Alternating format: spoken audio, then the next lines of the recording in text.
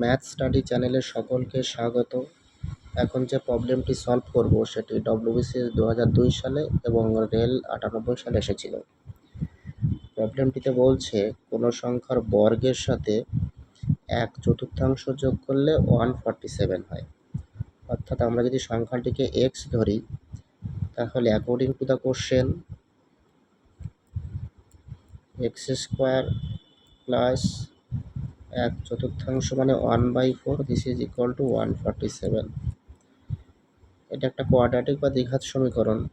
তো আমরা middle term ফ্যাক্টরাইজেশনের মাধ্যমে এটাকে সলভ করতে পারি, কিন্তু সেক্ষেত্রে অনেক টাইম লেগে যাবে, তাই আমরা এখানে অপশান টেস্ট করব।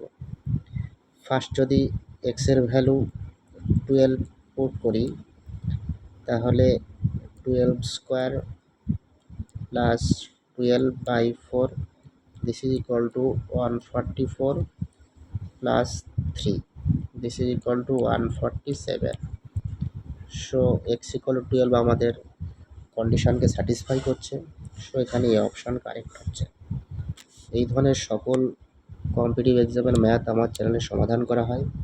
তো সবাই চ্যানেলটিকে সাবস্ক্রাইব করে রাখবে এবং বন্ধুদেরকে শেয়ার করবে যাতে সকলে উপকৃত হয়। ধন্যবাদ।